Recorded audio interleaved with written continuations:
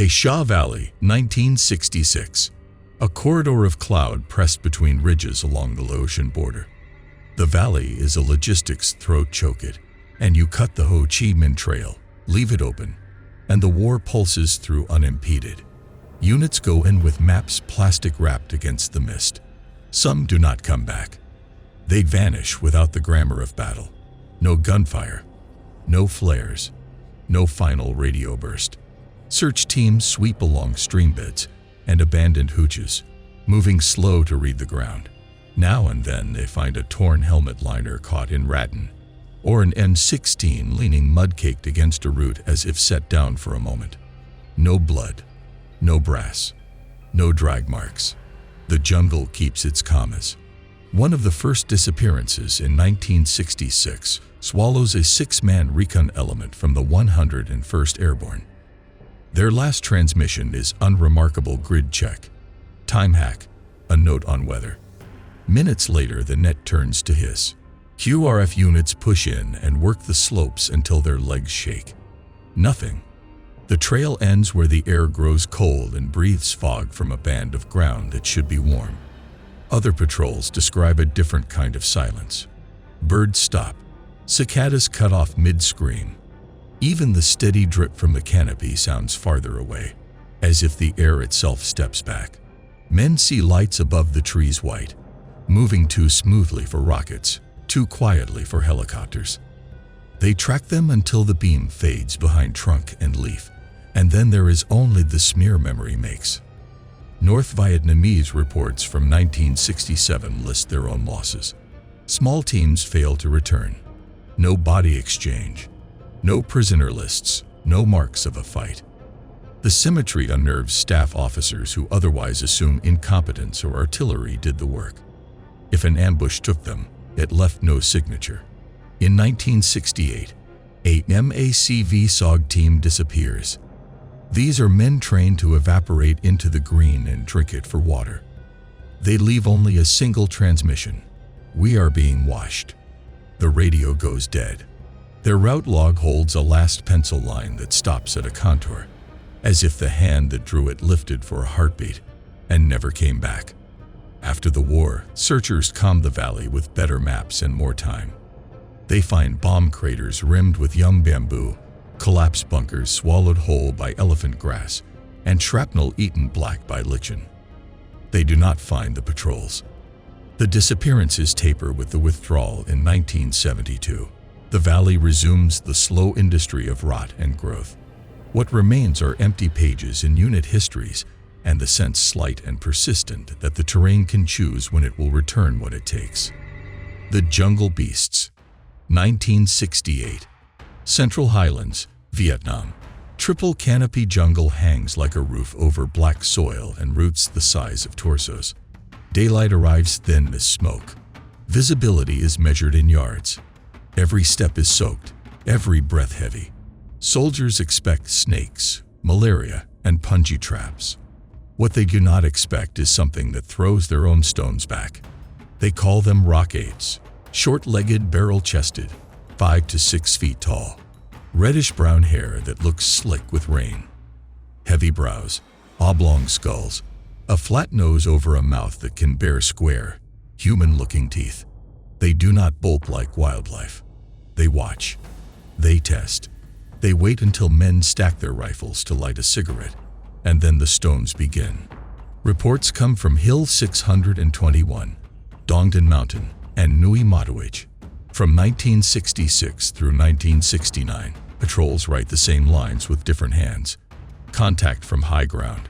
Stones coordinated, not random. Silhouettes moving in pairs. One advances while the other covers the retreat. Veterans swear they saw boulders hundreds of pounds rolling, then rising, then flying. Squads break formation as rocks explode, dirt and ferns spore around them. Medics drag men whose ribs fold under impact. When fire superiority turns, the creatures withdraw into ravines that swallow sound. When numbers favor them, they press the angles and close the distance. American units are not alone.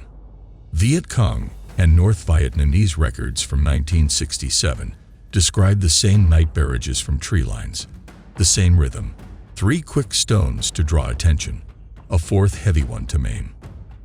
After action notes read like mirror copies, unknowns using elevation and defilade, objects thrown with great force, targets observed moving tactically.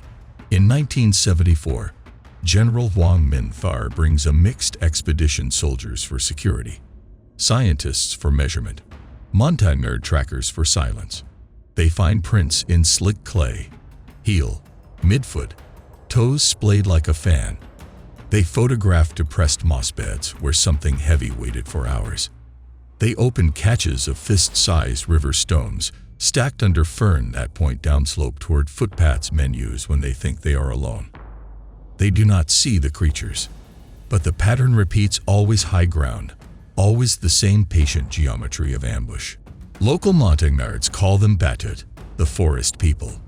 Their elders say the Batut fight intruders, not farmers, drive off soldiers, not families. French patrols in 1947 wrote of the L'Homme Sauvage, throwing rocks with unsettling accuracy. The stories predate the war and survive it.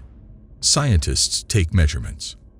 Dr. John McKinnon photographs a track 28 centimeters long and 16 wide. The outline is human as a plaster cast from a museum shelf, only larger. Professor Vao Quai pours dental stone into another print and lifts a mold too broad for a man and too long for any known ape in Vietnam. Dr. Tran Hong Viet documents matches across valleys. Vietnam lists 25 primate species. None reaches 3 feet at the shoulder. These, at least by print and stance, are twice that. Comparisons reach back into the fossil record. Pongo Eerie, a giant orangutan thought to vanish 10,000 years ago. Gigantopithecus blacki, a mountain of muscle and enamel that stood up to 10 feet before the Pleistocene shut the door 300,000 years back.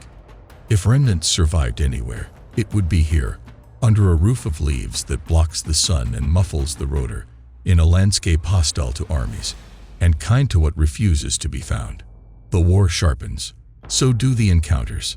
On Dongdan Mountain in 1969, a platoon reports 17 figures encircling them at dusk, stones peeling from the dark like bells. The order goes out: bayonets first, fire only when rushed to keep men from shooting each other in the green half-light. Hill 868 earns a new name: Monkey Mountain. The nickname sticks longer than the maps. Then, 1973. The withdrawal begins. The jungle swallows boot prints. The stones stop. No more barrages from the ridge, no more eyes burning from the tree line. What remains are hundreds of near-identical reports, photographs of tracks, casts cradled like evidence in chain of custody bags, Medevac records with broken ribs and shattered clavicles, and a story told by enemies who agreed on nothing else. In the Central Highlands, the war had 3 sides, and one of them did not carry a flag. Ghost sounds in the jungle, 1969. A different weapon enters the jungle, belief shaped into sound. The operation carries a name that fits the climate: wandering soul. In Vietnamese cosmology, the dead who receive no burial roam.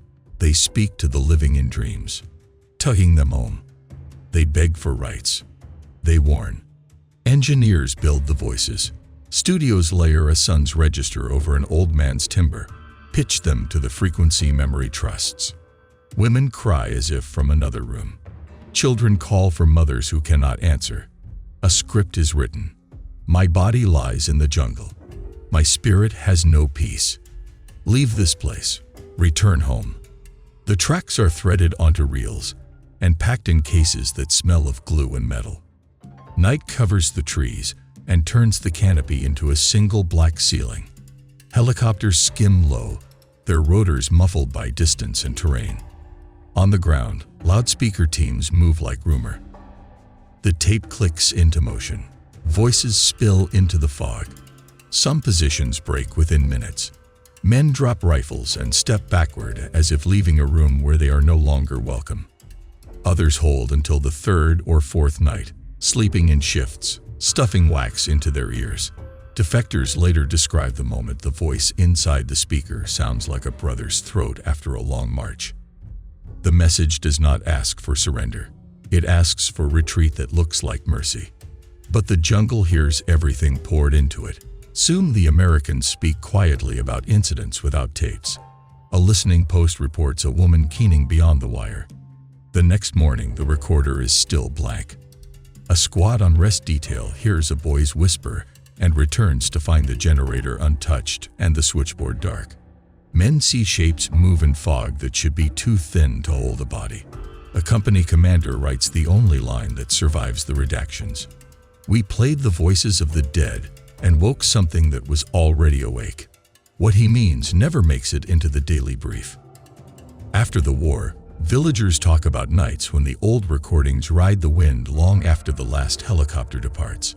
They say there are places near streams where the air cools even in the hot months. And if you stand there at the right hour, you will hear someone speak your childhood name. The loudspeakers are gone. The tape is dust. The sound remains.